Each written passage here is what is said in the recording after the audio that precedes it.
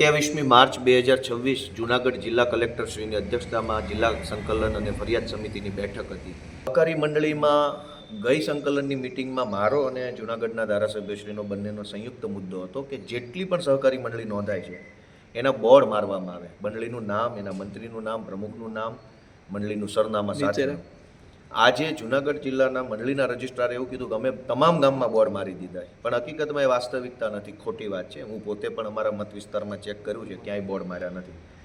જો તમામ બોર્ડ લાગી જાય તો અસલી કેટલી નકલી કેટલી એ ભાંડો ફૂટે એમ છે. અને એટલે કોઈ કારણોસર આ સરકારી તંત્ર સહકારી મંડળીઓ પર બોર્ડ લગાવતા નથી અને અહીંયા ખોટા રિપોર્ટ આપવામાં આવે છે.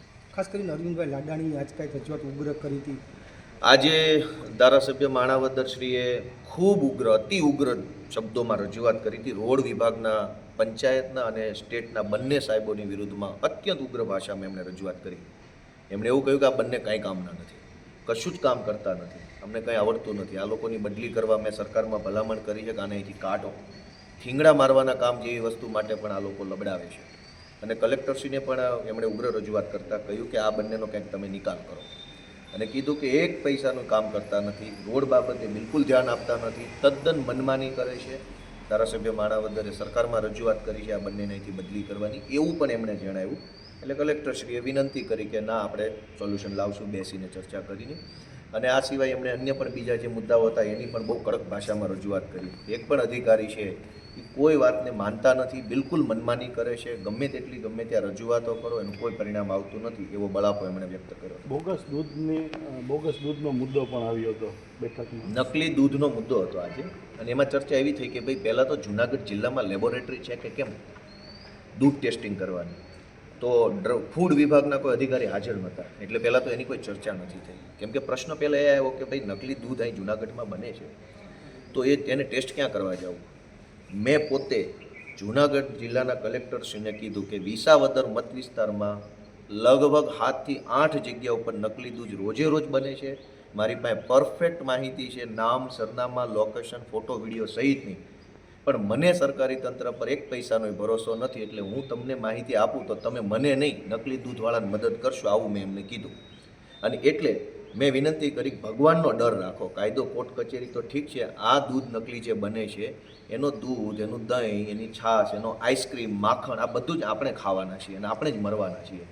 એટલે મેં સ્પષ્ટ ભાષામાં કીધું કે મારી પાસે નકલી દૂધ ક્યાં, વિસાવદર મત વિસ્તારમાં કયા ગામમાં કોણ બનાવે છે, ફોટો વિડીયો સાથે છે, પણ હું નહીં આપું. કેમ કે મને ભરોસો જ નથી. અને આ બધું કોણ હપ્તા લે છે ને ક્યાંથી ક્યાં પૈસા લઈને નકલી દૂધનો કારોબાર ચલાવે છે એ ડિટેલ છે.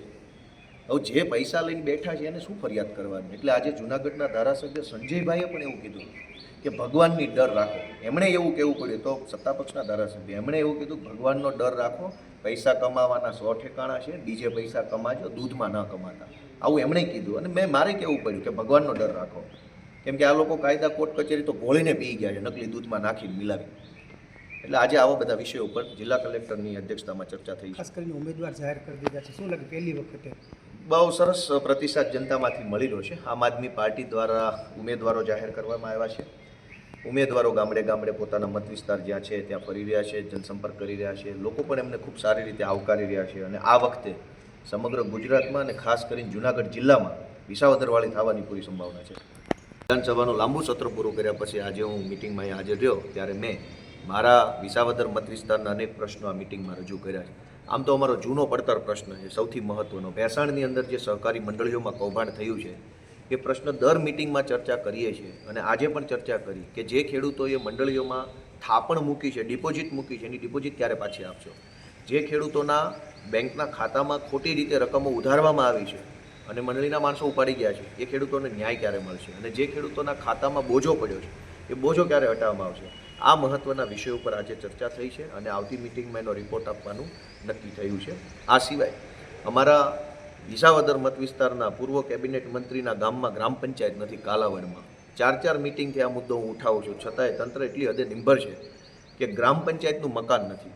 મેં આજે પૂછ્યું કે ગ્રામ પંચાયતનું મકાન નથી તો તલાટી ક્યાં બેસે છે, ચોપડા ક્યાં રાખે છે, કોમ્પ્યુટર ક્યાં પડ્યું છે, વરસાદમાં એની શું જાળવણી? કોઈ જવાબ નથી. અમારા લીમધરા, મોણિયા અને કાલાવડ ગામની ગ્રામ પંચાયત બનાવવા માટે આજે મેં કડક રજૂઆત કરી છે. વિસાવદરથી જૂનાગઢથી ભેસાણનો રોડ જે બને છે એ કાચબા ગતિએ બને છે. એ બાબત ઉપર પણ તંત્રનું આજે ધ્યાન દોર્યું છે. આ સિવાય અમારા વિસાવદરના મોટી મોણફરી, છેલણકા, જામકા, કરિયા, અમારી મત વિસ્તારના આટલા ગામોમાં ટાંકી તોડવાની છે. 5-5 મહિનાથી ટાંકી તોડવા જેવા વિષય ઉપર ચર્ચા થઈ રહી. હજુ ટાંકી તોડવાનું મુહૂર્ત નીકળતું નથી. સરકારી જવાબો, દલીલો આવતું રહેશે. આજે એક મહત્ત્વની બાબત એ પણ સામે આવી કે જૂનાગઢ જિલ્લાના રત્ન કલાકારોને સહાય આપવા માટેની સરકારે જે મોટા ઉપાડે જાહેરાત કરી હતી, એમાં સરકારે આજે અધિકારીઓ મને આંકડા આપ્યા કે જૂનાગઢ જિલ્લામાં 2900 રાઉન્ડ ફિગરનો આંકડો 82 લગભગ ફોર્મ ભરાયા. એમાંથી માત્ર 266 ફોર્મ જ મંજૂર થયા, બાકીના બધા નામંજૂર થયા. એટલે કે 2100-2200 જેવા ફોર્મ જે નામંજૂર થયા. મેં પૂછ્યું કે આટલા બધા ફોર્મ નામંજૂર કેમ થયા, આટલા મોટા, 50% કરતાં પણ વધુ? તો એમણે એમનો સરકારી જવાબ આપ્યો છે. પણ આ બહુ દુઃખદ બાબત છે કે એક બાજુ સરકાર દાવો કરે છે કે રત્ન કલાકારોના બાળકોને અમે રત્નદીપ યોજના અંતર્ગત ફી ચૂકવી દઈશું, અને અહીંયા વાસ્તવિકતા એવી છે કે અહીં ફોર્મ રદ થઈ જાય છે. આ સિવાય એક અતિ મહત્ત્વનો મુદ્દો હતો કે ટેકાના ભાવે મગફળી વેચ્યા પછી ખેડૂતોને સમયસર પૈસા મળતા નથી. તો આજે ખેતીવાડી અધિકારી અને બેંકના અધિકારીઓ બધા ભેગા બેઠા હતા. જૂનાગઢ જિલ્લા આખામાં મને સરકારે વિધાનસભામાં જે જવાબ આપ્યો ત્યારે એવું લખ્યું હતું 35,000 ખેડૂતોને પૈસા ચૂકવવાના બાકી છે. હજુ અનેક ખેડૂતોને 2-2, 2.5 મહિનાથી પૈસા ચૂકવવાના બાકી છે. અને દરેક અધિકારી એકાબીજા ઉપર ખો આપી રહ્યા છે. ચાંચુડી ઘડાવું છું, બેંકવાળા છે આના ઉપર નાખે, આ પેલા ઉપર નાખે, પેલા ઉપર નાખે. ખેડૂતોએ લોહી પરસેવો રેડીને મગફળી પકવી, એ મગફળી સરકારને વેચી અને સરકાર 2-2 મહિનાથી પૈસા નથી આપતી અને હજુ સુધી અધિકારીઓના પેટનું પાણી નથી હલતું. એટલે આ બહુ જ ગંભીર બાબત કહેવાય. અમારા ભેસાણમાં લાઇટ જવાનો પ્રશ્ન બહુ ગંભીર છે. વારંવાર લાઇટ જતી રહે છે. આજે એ પ્રશ્ન પણ ઉપસ્થિત કરી અને કીધું કે ભેસાણમાં ઇન્ડસ્ટ્રીઝ વધી છે, MSME, હીરાના કારખાના છે, દુકાનો, બધું વેપાર મોટા પાયે છે. તો લાઇટની કેપેસિટી, મોટા કેપેસિટીવાળા ટ્રાન્સફોર્મર મૂકવામાં આવે એવી પણ રજૂઆત આજે કરી છે.